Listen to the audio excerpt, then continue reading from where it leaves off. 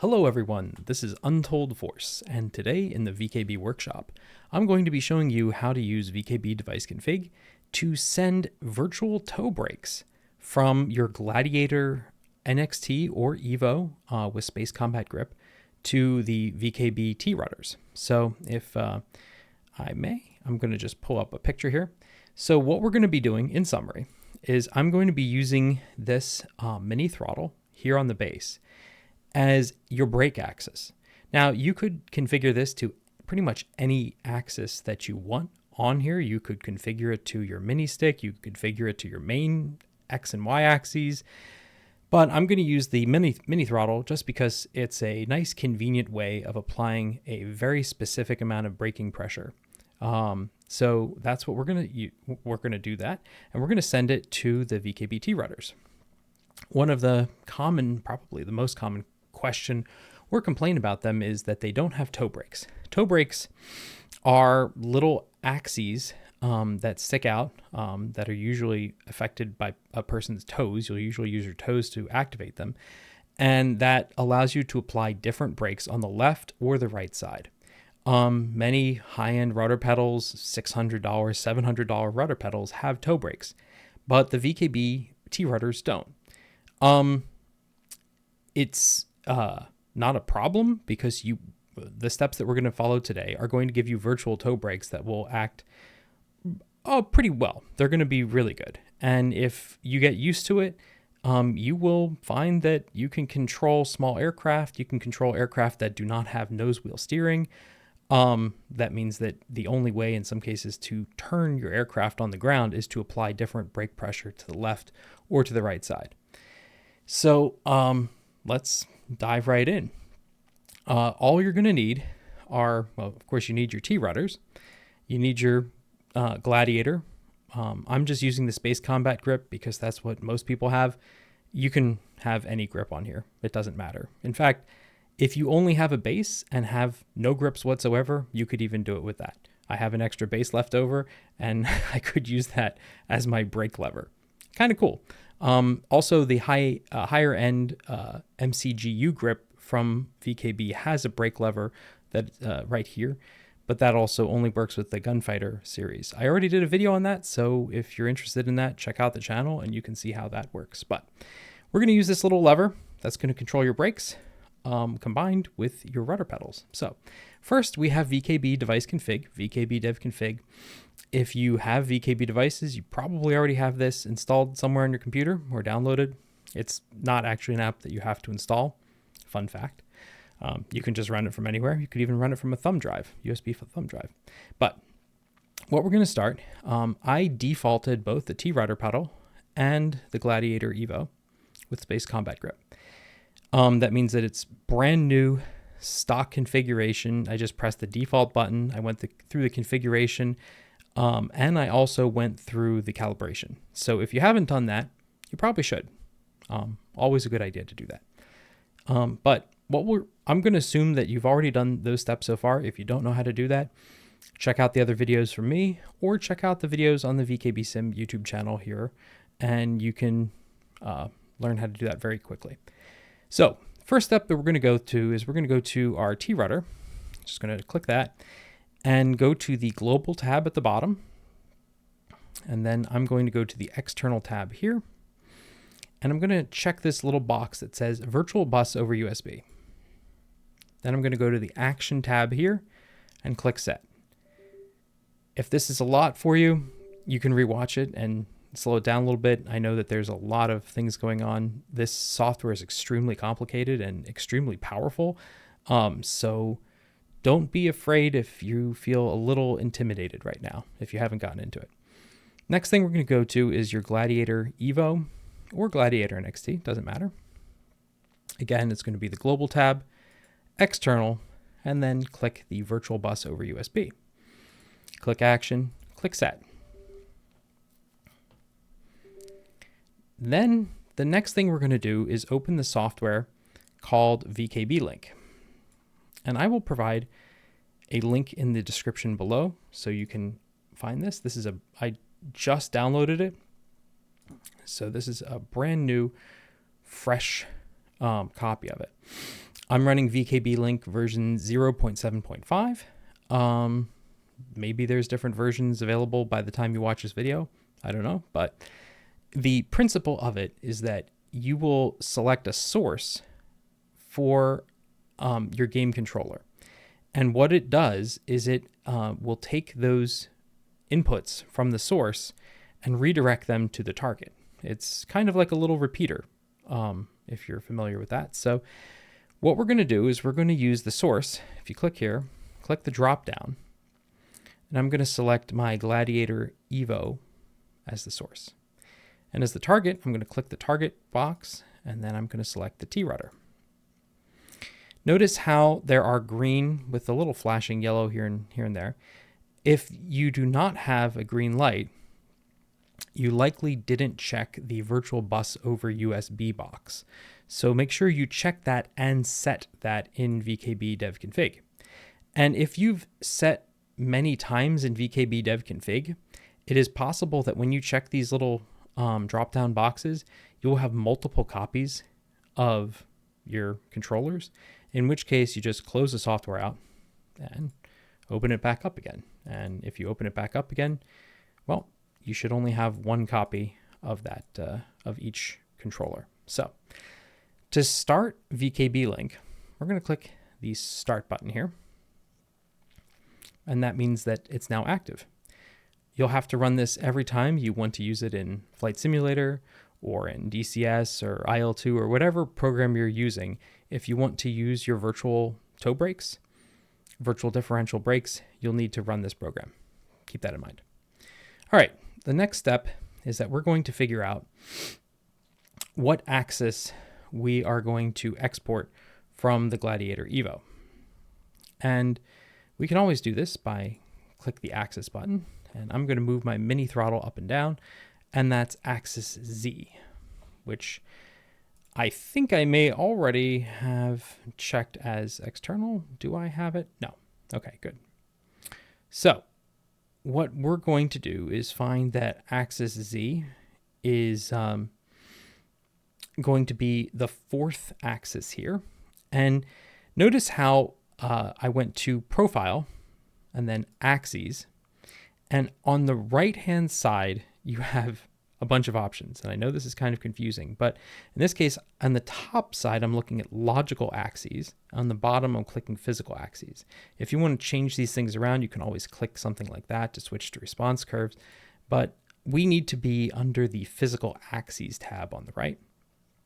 And what we're going to do is we are going to select the EXT that says axis for external device, which means that we're going to send that to VKB Link. All right, so I'm going to check that tab, and then I'm going to click set. Again, this is on a Gladiator, and now it should be outputting the mini throttle to VKB Link, which will then make it available to the T-Rudder. But now we have to go on the T-Rudder side and actually pull it up. So on the T-Rudder, the next thing we're going to do is we're going to go under Profile. Oh, sorry. We're going to start under Global, and again, back to the External tab. Can't go to Profile yet. Skipping ahead. And here, under External Devices, you want to find your first free slot. So in this case, we have number 1 is taken, number 2 is taken, number 3 is available. So we're going to click number 3. Again, that number may be different for you. If you're using, if you have multiple devices attached, it could be different. We're going to select a generic device. And under port, I'm going to select virtual. And this is where, for the next stage, we have to look for these numbers, address high and address low. These numbers come from VKB Link. If you look under VKB Link, now I've already selected, oh, see, because I set my Gladiator twice, I have 2 copies of it. So if we remember back earlier in the video, if you have 2 copies of something, just close it off and open it back up again. There we go. Great. See? So we need those two numbers, and those two numbers are going to come from here under the source box. So the first number is 2.0. So I'm going to put 2 here and 0 as the next one. That's okay. It's already 0. And then we're going to import one axis, and that axis type is going to be virtual, and we're going to set controller 1, and for the axis number, we're going to set number 4, okay? And now let's go under set.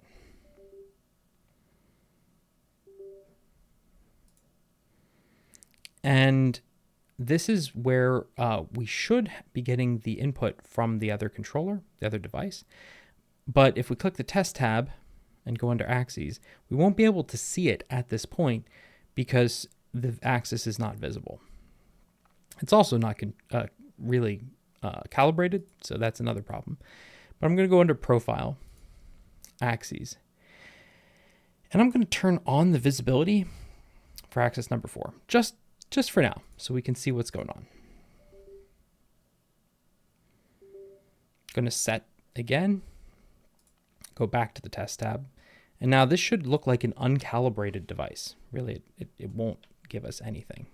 You can see how it goes between 0 and 65,535, and that's not calibrated.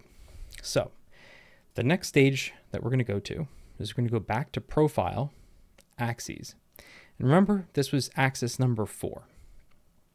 So on axis number 4 under physical axes, I'm going to take the multiplier, take that down to 6. And I'm going to check ACN and check ACL. And now at this point, I'm going to click set.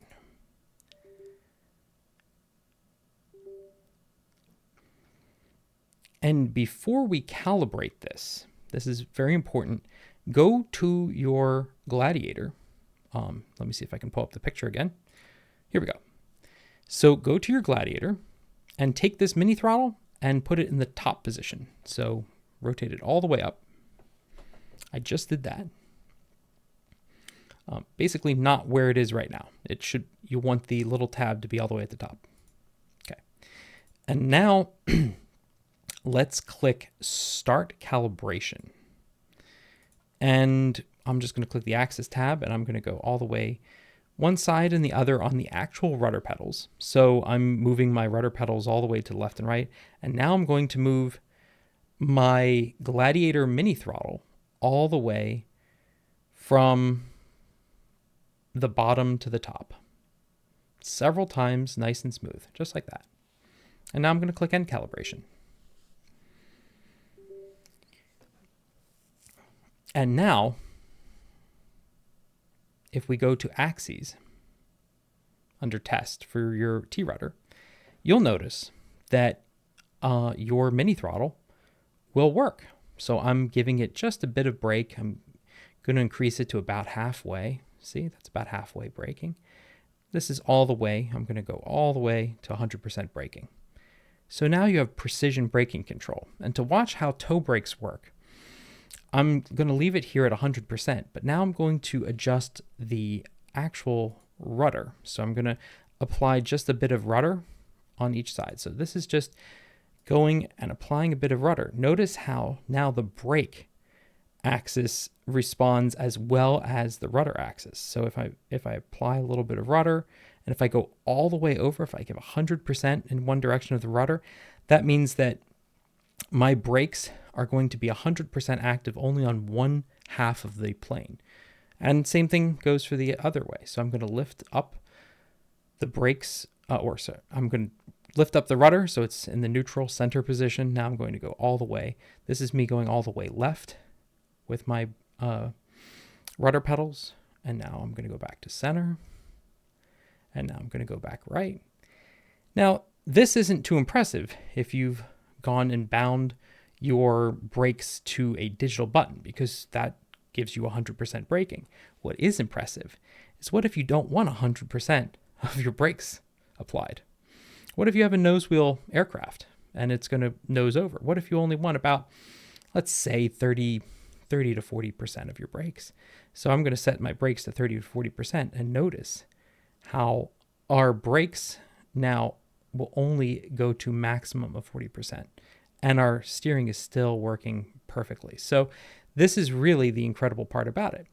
Now, just temporarily, I had you enable the visibility for that axis. We really don't want that axis visible to Windows anymore because we don't want to bind it by accident. So I'm going to disable the visibility for axis 4, set again, and now all you'll see is you'll see your main rudder axis, which is X, and axis Y and Z, which are going to be your left and right toe brakes or differential brakes. So we can go and see how all of these things go together at about 25% braking. You can see how this works. So envision it this way. Y and Z are your brakes, your individual brakes for your left and right brakes. Well, your left and right brakes for your aircraft. And this is just the overall rudder control. So we can just give it a little bit of input here. We can increase the brakes to about 50% and we can change all of these things around. It really is a very clever design. And if you use the virtual toe brakes, you'll notice that it's a really good, it's, maybe not up there with a $700 set of rudder pedals. I have $700 set of rudder pedals and honestly, it's pretty good. I'm very happy with using the VKB T-Rudders. And in fact, they're in some cases more comfortable, especially because they're much smaller footprint for me. So if space is limited, this is not a bad option. Also, I like using the T-Rudders whenever I invite someone over to my flight sim. It's more intuitive to use the T-Rudder pedals for whatever reason. People seem to pick them up a lot faster. And they're very well made. So I'm happy with this, and I hope that this tutorial helps you to get these toe brakes or differential brakes assigned. And if you have any questions, please feel free to ask in the comments below and let me know what you think of this video. I know this is a pretty complex topic and we covered quite a bit. So if you need to rewatch it or if you have any comments, drop by the VKB Discord. You can ask me there and I'm happy to help out. And I hope that you have safe flights and have a good day.